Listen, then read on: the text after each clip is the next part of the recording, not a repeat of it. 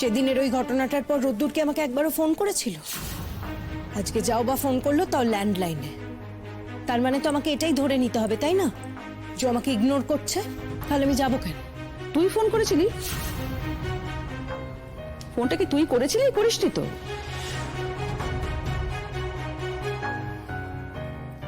মা, গুঞ্জা,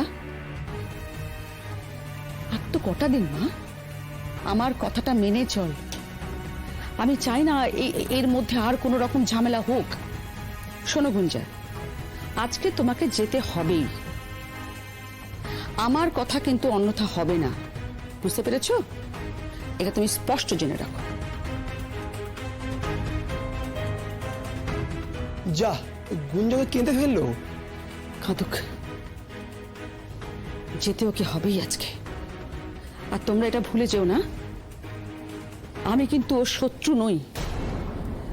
আমি যেটা করছি ওর ভালোর জন্যই করছি।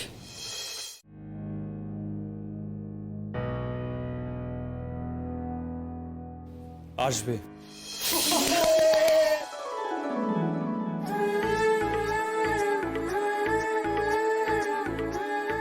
ব্যাস, এবার সবকিছু ঠিক হয়ে গেল। এবার সবাই সবকিছুতে হাত লাগাও দেখি। বেশি সময় নাই কিন্তু। আচ্ছা, বিকেলে কে কি খাইবো সবাই কিন্তু ঠিক করে লাও হনি।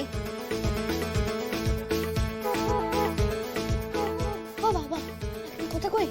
কও।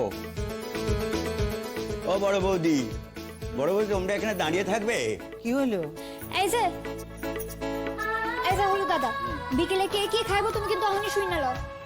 হায় আমার পোড়া কপাল, সকালের জল খাবারই কেউ খেলো না, এখন এসেছে বিকেলে কি খাইবো।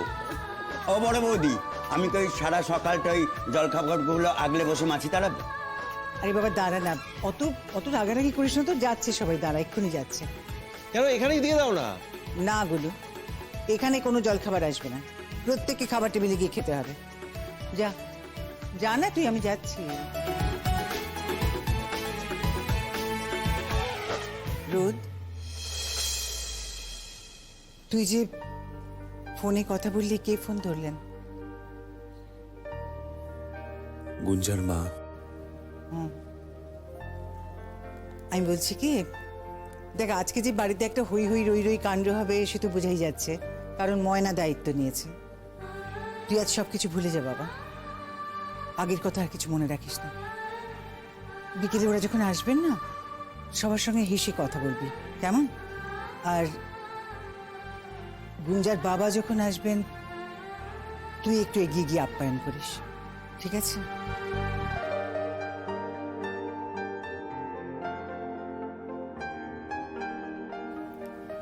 আচ্ছা, সবাইকে বলছি, আমি ঠিক 5 মিনিট সময় দিচ্ছি, তার মধ্যে প্রত্যেকে খাবার টেবিলে এসে খাবার খেতে বসবে। এই যে চলে যাচ্ছি। মনে থাকে যেন। হ্যাঁ হ্যাঁ, যাচ্ছি যাচ্ছি, যাও তুমি, যাচ্ছি। বাবা, বল না।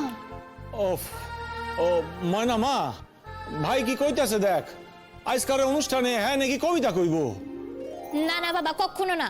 এই কেন রে, একটা বাচ্চা মানুষ কবিতা বলতে চাইছে, কেন বারণ করছিস? আগেরবার পুজোতে কইতে গেছিল তো। এই দিদি কি করছে ও জানো? এই ওই কথাগুলো একদম কইবি না। এই কেন কমু না রে, ও সব ভুইলা আসছিল, আবার কবিতা কইব? আমার দোষ নাকি? তোর দোষ, তুই শিখাইতে পারোস নি, আমার কইছে। এই আমার দোষ হইল এটা? ও বাবা, তুমি তো মাস্টার, তোমার কোনো ছাত্র যদি ফেল করে তোমার দায় তাই না, তোমার কোনো দোষ তাই না নাকি? দেখো, সে তুমি যাই বলো তাই বলো, রোদ্দুর কেন ফোন করতে গেল? ফোন করা উচিত ছিল তোর বাবার। একদমই তাই, কিন্তু বলে কি লাভ? তোমার বোন তো আর এসব কথা ভাবেই না। গুঞ্জার মা না ওই টিপিক্যাল মেয়ের মা যেমন হয়, পাত্রপক্ষ যা বলবে তাই মানবে। সবাই রেডি তো? হ্যাঁ হ্যাঁ। গুঞ্জা আসেনি? না, কতবার বললাম তাড়াতাড়ি করে করতে, রোদ্দুর বারবার বলে দিয়েছে না যে সন্ধ্যেবেলা আমাদের পৌঁছতে। কে কটা বাজে বলো তো? রোদ্দুর বলেছে বলে ওর সময় মতো আমাদের যেতে হবে। আরে বাবা শোনো, তুমি কিন্তু মেয়ের বাবা, এটা ভুলে যেও না। দেখলেন তো কি বলছিলাম? আচ্ছা তুই কি রে, মেয়ের বাবা বলে কি আর গলায় গামছা দিয়ে থাকতে হবে নাকি? তা বলে তো খড়গহস্ত হয়ে থাকতে হবে তার তো কোনো মানে নেই। আমি তো দেখছি কদিন ধরে, দূর বাবা, গুঞ্জা যে কেন দেখো না বৌদি, গুঞ্জার হলো কিনা একবার দেখো তো। তখন তো বললো যেতে চাইছে না, তুমি খামোখা কেন আজ ওদের বাড়ি যেতে রাজি হলে? দুদিন পরে মেয়েটা তো ও বাড়ি চলে যাবে, আর এই দুটো দিনই ওর কথা শুনতে চাইছিল না। শোনো, তোমার মেয়ে যদি ঠিক মতন কথা বলতো, শোনার মতন কথা বলতো, নিশ্চয়ই শুনতাম। আর তুমি বললে না যে দুদিন পরে চলে যাবে, আমার ওই একই কথা। দুদিন পরে যেই মেয়ে বিয়ে করে ওই বাড়িতে চলে যাবে, হাত যেতে আপত্তি কোথায়? কোনো উত্তর আছে তোমার কাছে এটার? আত্মসম্মান, আমার মেয়ে তো। শোনো, আত্মসম্মান কিন্তু সবার থাকে, এটা কিন্তু তুমি ভুলে যেও না। আর যে গন্ডগোলটা শুরু হয়েছে, আমি শুধু সেই গন্ডগোলটা মিটিয়ে দিতে চাইছি, ব্যাস। আর এই গন্ডগোলটা শুরু হয়েছে কিন্তু আমাদের মেয়ের জন্যই, সেটা তোমার মনে রাখা উচিত। ব্যাস, এই নিয়ে আর কোনো কথা নয়। আমি আগেও বলেছি, আবারও বলছি, গুঞ্জা কিন্তু তোমার একার মেয়ে নয়, ও আমারও মেয়ে। আমি ওর জন্য যা করছি ওর ভালোর জন্য করছি। গুঞ্জা, ওই তো গুঞ্জা এসে গেছে। এই এবার তাহলে আমরা রওনা দিই। তোমার ছেলেই তো এখনো এলো না। এসে গেছি, রেডি। আরে তোর তো সাজগোজ করতে দেখছি গুঞ্জার থেকেও বেশি সময় লাগলো।